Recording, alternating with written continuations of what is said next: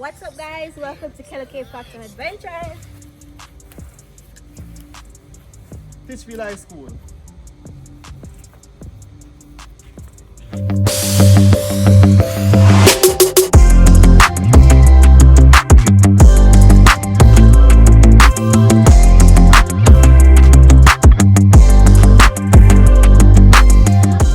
Okay, so right now we're traveling on the Titchfield Peninsula. Now, while traveling on the Titchfield Peninsula, you'd notice there is a strong presence of European architecture.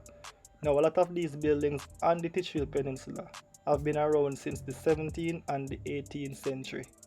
That's over 100 years old. Okay, so one of the biggest standout on the Titchfield Peninsula is the DEMONTEVIN Lodge.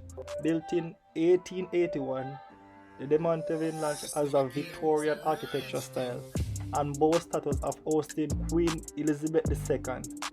Queen Elizabeth II stayed in the hotel in 1953 and 1966, and there's a room in the hotel that was renamed after the Queen, and the room was called the Queen's Room. While traveling the Titchfield Peninsula, you would notice that there's a lot of British architecture, and this is because there was a lot of British settlers in the 17th and 18th century on the peninsula.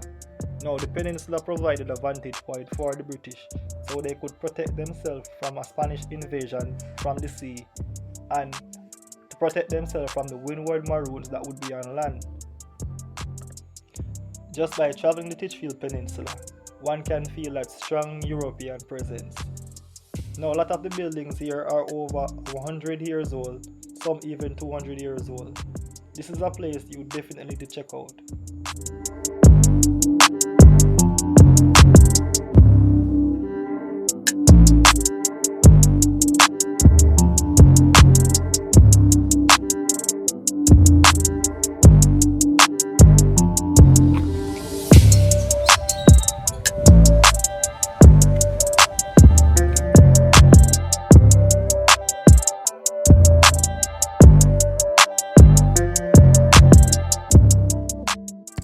The Titchfield High School was known as Free School in 1786 when it was first established.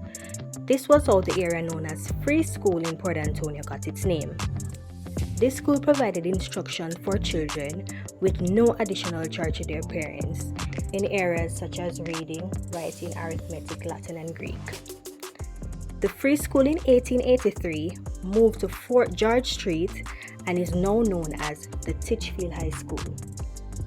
In 1895, Captain Baker built the Titchfield Hotel. Then in 1905, he dismantled it and rebuilt it because there was a rapid increase in banana as well as overseas visitors.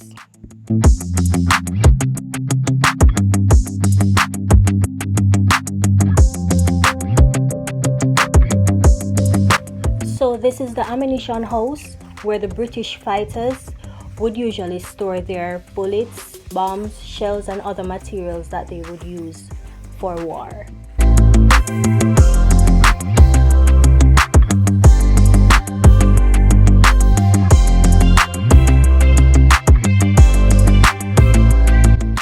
So we're now heading towards the fort, which was built between the years 1728 to 1729. To hold approximately 22 guns and several cannons. So this cannon is pointed towards the sea, which serves the basic purpose of destroying and suppressing Spanish enemies and other foreign invaders at sea. So the fort itself protects against these invaders as well as to deal with menace of Maroons in the area.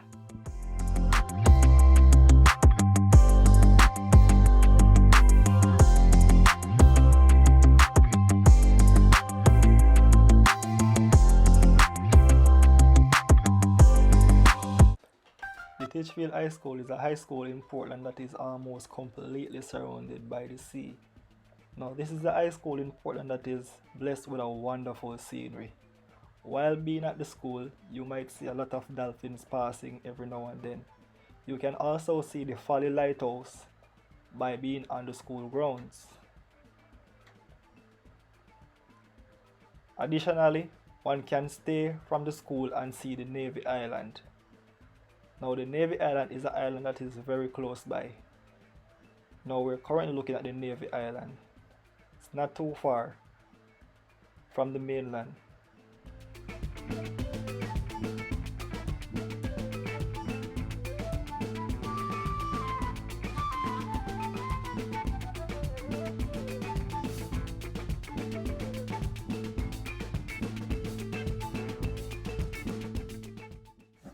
This cannon was also put in place by the British so they could ambush Spanish invaders and other foreign threats.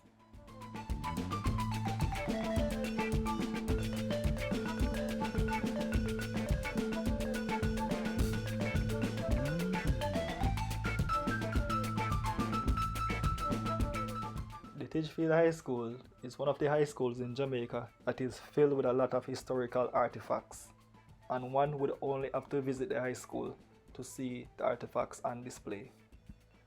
The high school also has a lot to do with the video you're currently watching, because without Titchfield High School, there would be no Keloke. Hence, we were both students of this high school. In fact, this is the spot we had our very first kiss.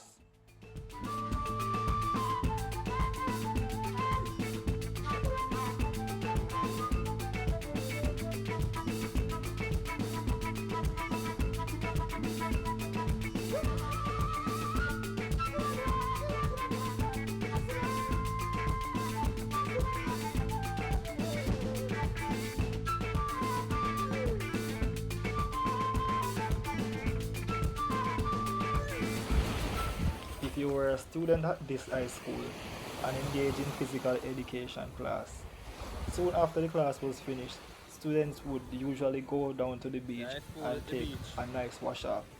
Of course, we were supervised by teachers.